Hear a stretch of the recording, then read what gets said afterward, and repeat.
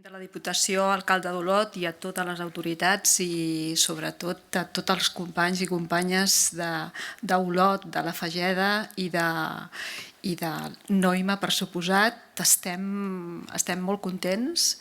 Ja tenim el continent, ja tenim aquest continent, aquest edifici que ha d'acollir aquest projecte i avui és un dia realment de celebració, sobretot tots els que hem anat seguint aquest procés. Aquest projecte no té res a veure amb el que havíem pensat al principi, i aquí tenim el Cristóbal Colón, la Carme i la Sílvia, l'Anna, i ha anat evolucionant i realment en poc temps jo crec que el repte s'ha multiplicat per 100, perquè les circumstàncies i el moment és completament diferent. O sigui, estem en un Olot amb 71 nacionalitats, sembla que l'Àngel em deia que no, que eren 80 i pico, i estem davant d'una oportunitat que jo crec que és única, perquè no és que sigui un espai petit, jo crec que si entenem la micropolítica com un espai on queda reflexada la macropolítica, jo crec que és un moment realment especial per assumir un repte que serà molt diferent. Jo només voldria assenyalar, i ahir parlant amb la presidenta, jo no ho soc membre del patronat, em deia sobretot no deixis de dir que el repte és immens i que hi ha dues coses que són fonamentals.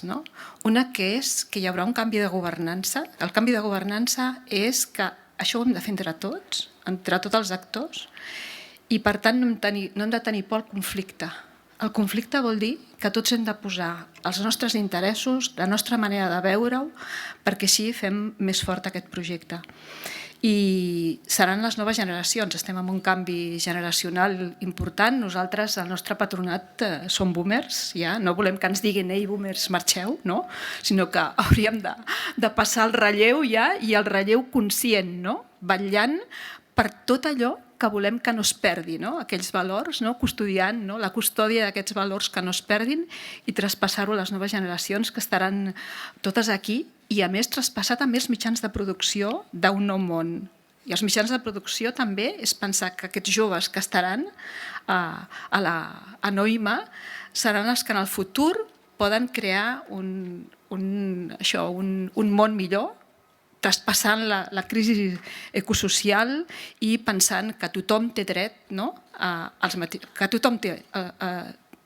als mateixos drets i a les mateixes oportunitats. Per això nosaltres volem ressaltar això i que ens tindreu al costat no solament amb una idea de mecenatge, sinó amb una idea de màxima implicació.